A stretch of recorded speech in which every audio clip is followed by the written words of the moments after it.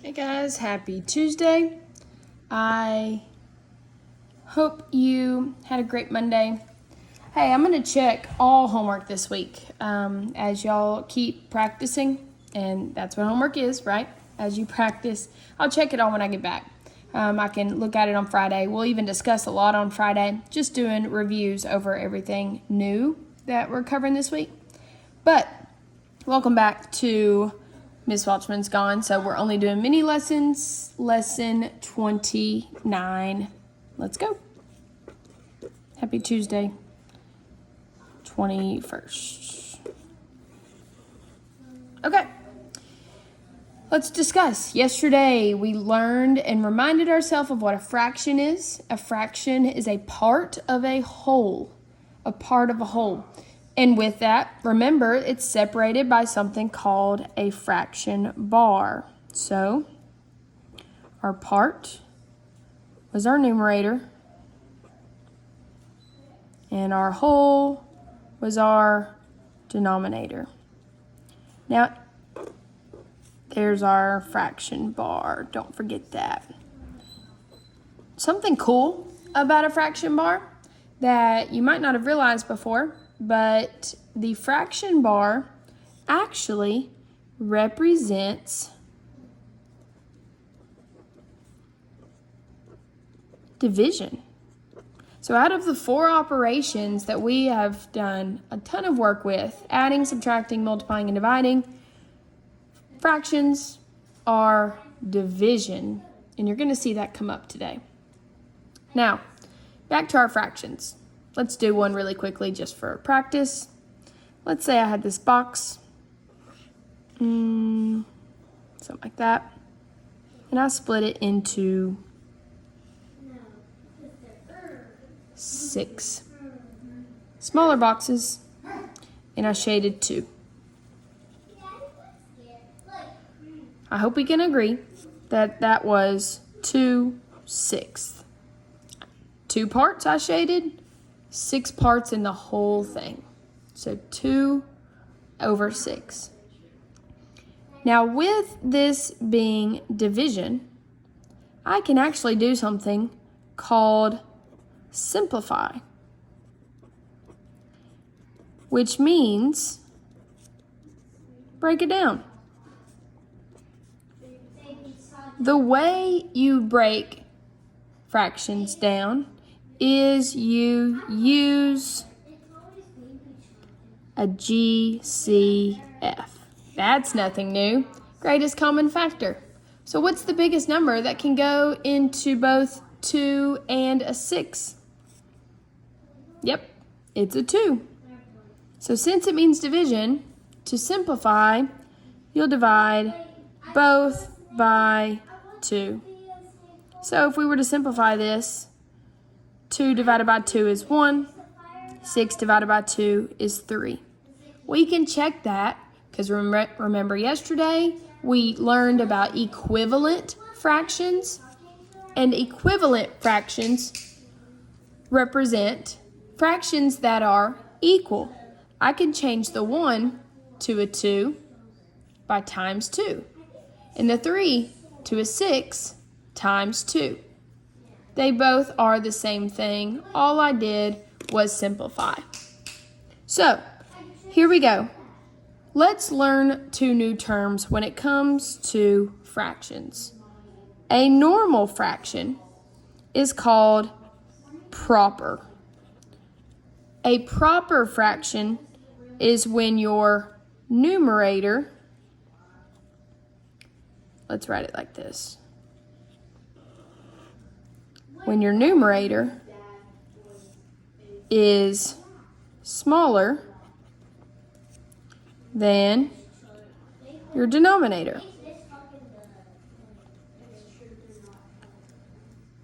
Such as 1/3. The numerator, 1, is smaller than 3, so it's proper. It's a normal fraction. These are our normal fractions. But what if I flipped it?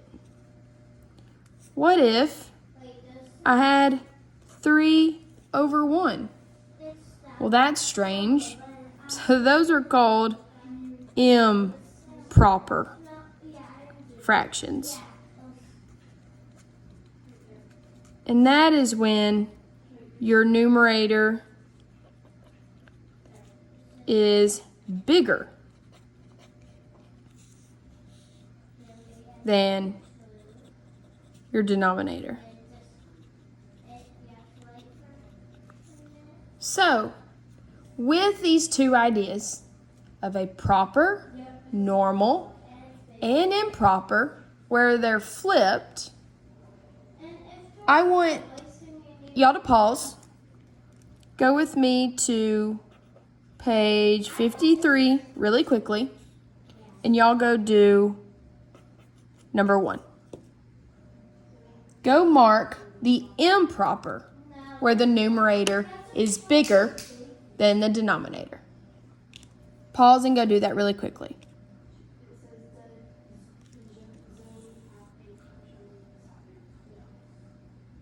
Okay, I hope you're able to find those. If you did it right, you would have found 6 of them. There were 6 improper fractions in that list on number 1. Okay, let's go back to this idea of division.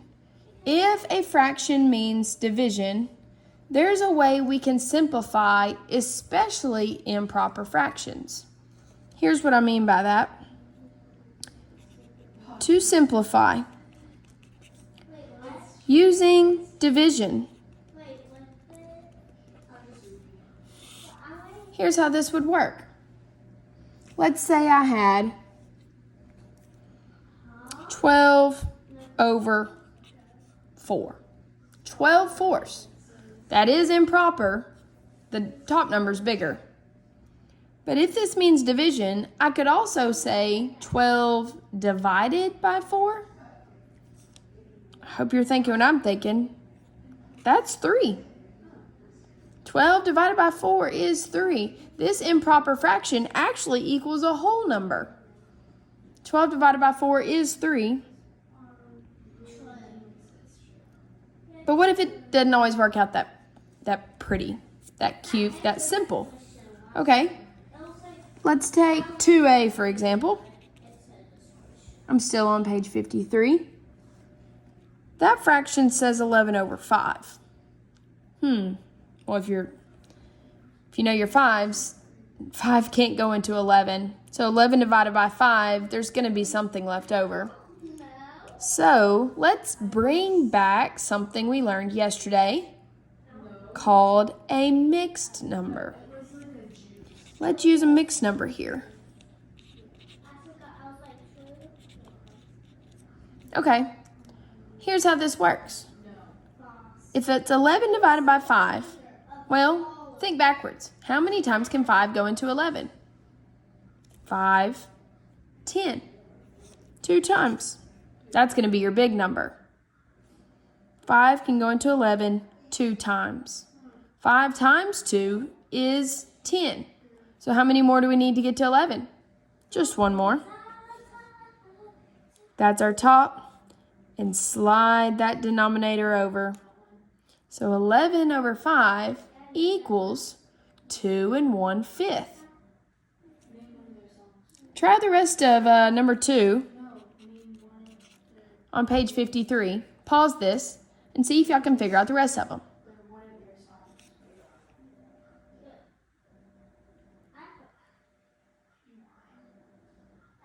Okay, last thing for the day.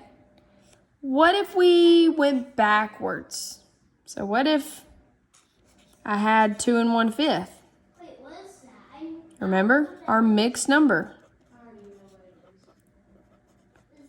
And I wanted to change it to an improper. These steps are actually kind of fun and easy. How would we do that? Take your denominator and multiply it times your big number. 5 times 2. Keep that in your head. You should be thinking 10.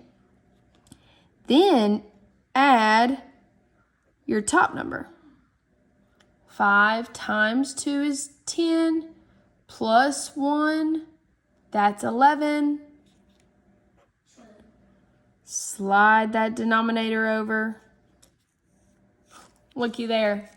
We can go from improper to mixed or mixed to improper. These steps work the same on all mixed numbers, and you can go back and forth between these because they mean the same thing. They're just written in two different ways. Y'all go try to pause and do these on number 3. Pause and do these on number 3. Okay, as I wrap this up today, here's what I want you to recall. Fractions mean division. You can break fractions down by dividing. It's called simplifying. There's 2 different kinds of fractions, proper and improper. Proper's normal, improper's flipped, where the big number's bigger, or the top number's bigger than the bottom. Simplifying, you can use division like we did up here. But using mixed and improper, you can go back and forth by how many times can the bottom number go into the top? That's your big. What's left over? That's your top. Keep the denominator the same. Mixed to improper, multiply bottom and big, and then add what's left on top. That's your number on top. Slide the denominator over, and they will work every time. Here's your homework. Y'all get started together as pairs, and then whatever is left, if the bell rings, do it for homework. Page 54, 8 through 10. See y'all tomorrow.